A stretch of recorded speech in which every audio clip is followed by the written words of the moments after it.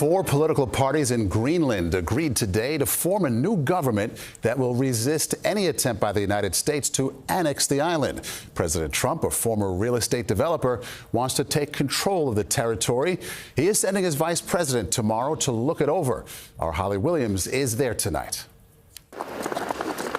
Capital cities don't come much smaller than Nuuk, population around 20,000.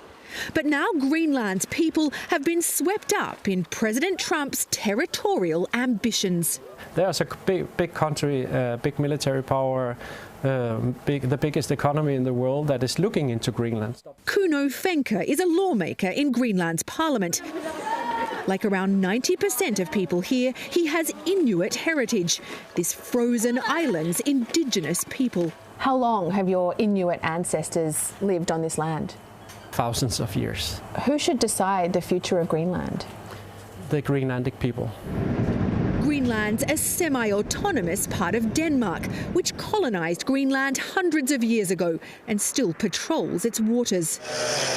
But as the US and Russia vie for military dominance in the Arctic, President Trump says he wants to take control of Greenland for security reasons, and he's refused to rule out using force. One way or the other, we're going to get it. 85% of Greenlanders do not want to be part of the United States, according to a recent poll. But a majority do want full independence from Denmark.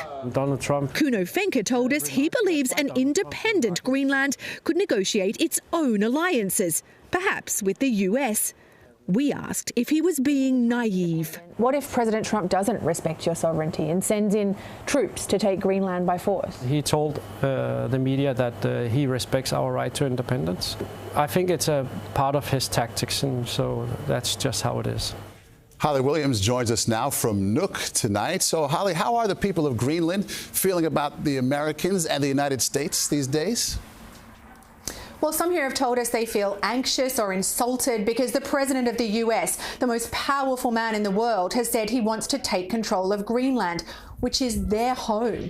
We've actually found it quite difficult here to find people who will speak to us on camera because many now seem to be suspicious of the US media. Now, I think it's important to point out that this is not the first time the US has tried to take over Greenland, though in the past it's been via negotiation. The US even offered Denmark $100 million for Greenland back in 1946. That's equivalent to over $1 billion today. And Holly, that military base in Greenland that the vice president is set to visit, can you give us a sense of how significant it is?